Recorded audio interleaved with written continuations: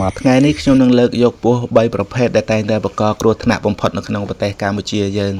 ហើយបងប្អូនសាកទាយលោមើលតើមានពស់ឯគេខ្លះឥឡូវយើងមកទស្សនាទាំងអស់គ្នា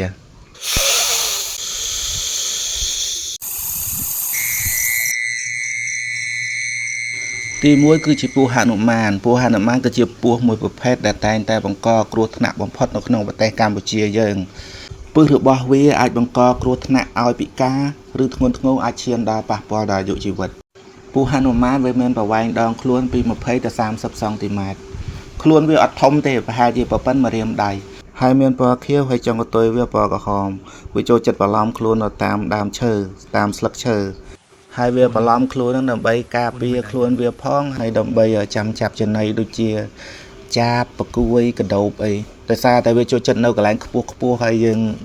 ចូលព្រៃគ្រោះថ្នាក់មែនទែនខ្លាចវាខំក្បាលខំកអញ្ចឹងពស់ហនុមាននេះវាចូលចិត្តរស់នៅតំបន់ត្រូពិចដូចជាប្រទេស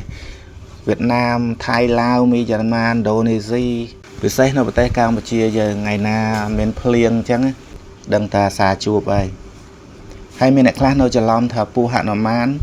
ថាពស់ខៀវប៉ុន្តែពស់ពីរនឹងផ្សេងគ្នាពស់ហនុមានពឹសខ្លាំងជាងហើយទី2ពស់សកាចាស់នេះល្បីខ្លាំងមែនតើអាសាខំអាសាចឹកញឹកញាប់ណាស់ហើយល្បីប៉ុណ្្នឹងឯងនៅមានអ្នកខ្លះច្រឡំជាមួយនឹងពស់ថ្លាន់ទៀតតែចំពោះអ្នកដែលស្គាល់ពស់ថ្លាន់និងពស់សកាចាស់អត់ដូចគ្នាសោះពិសេសម្នាក់ធ្វើស្រែចម្ការអាសាជួបញឹកញាប់មែនតើពស់សកាចាស់គឺជាពស់មួយប្រភេទដែលមានពឹសខ្លាំងអាចបង្កដល់គ្រោះថ្នាក់ដល់អាយុជីវិតបានពស់ហ្នឹងមានប្រវែងដងខ្លួនពីកន្លះម៉ែត្រទៅ1ម៉ែត្រហើយសបោសាច់ខ្លីជាងពស់ថ្លាន់ខ្លួនរបស់វាកាឡាហូលរាងសកមចាស់ខ្លួនវាអត់រលោងដូចពស់ថ្លាន់ទេហើយវាចូលចិត្តស៊ីកដោចូលចិត្តកដោពស់ហ្នឹងវារស់នៅតាមចំការដូចជាចកាតឡងចកាកស៊ូចកាពោតហើយសូម្បីតាមស្រែក៏មានដែរស្រែចំការចូលចិត្តនៅពស់សកាចាស់នឹងវាចូលចិត្តសងំចាំចាប់កដោហើយនឹងសងំលាក់ខ្លួនហើយដល់ពេលយើង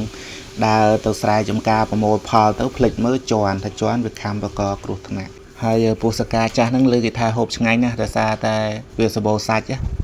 ពេលគេទៅបាញ់កដោឬក៏មើលស្រែចកាយអាសាជួបធំ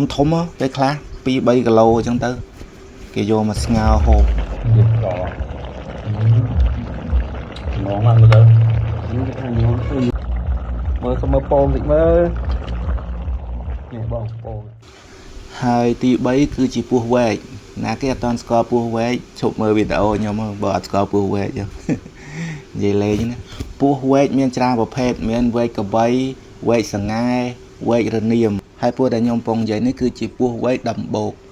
ពស់វែកដំបូកគឺសបោហើយវាតែងតែបង្កគ្រោះថ្នាក់ជាងពស់វែកដទៃទៀតនិយាយទៅគ្រប់ពស់វែកទាំងអស់វាតែងតែមានចរិតឆ្លើយវាអាងពឹសហើយវាចូលចិត្តរស់នៅច្រើនតំបន់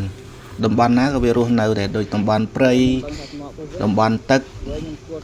ហើយពេលខ្លះក៏វារស់នៅតាមផ្ទះរបស់យើងដែរហើយវាតែងតែបង្កគ្រោះថ្នាក់មែនតើដោយសារតែពឹសវាខ្លាំងអាចប៉ះពាល់ដល់អាយុជីវិត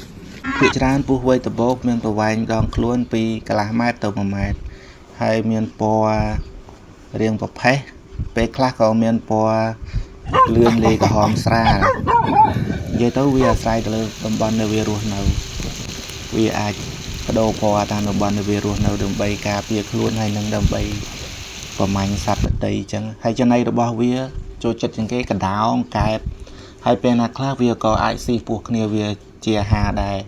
ឥឡូវមកដល់ចុងវីដេអូខ្ញុំចង់ប្រាប់ថាពស់ភាគច្រើនគឺសិតតែមានពឹសអញ្ចឹងចូលប្រុងប្រយ័ត្នទាំងអស់គ្នាពិសេសពេលទៅតំបន់ណាដែលយើងគិតថាមានពស់រស់នៅ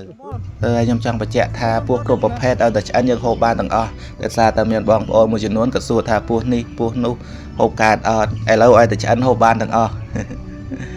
អរគុណដែលបានតាមដានទស្សនាវីដេអូនេះពីដើមរហូតដល់ចប់ហើយបងប្អូនយល់បែបណាសូមសរសេរនៅ comment ខាងក្រោមហើយកុំភ្លេចជួយចុច like និង subscribe ខ្ញុំម្នាក់មួយផងអរគុណ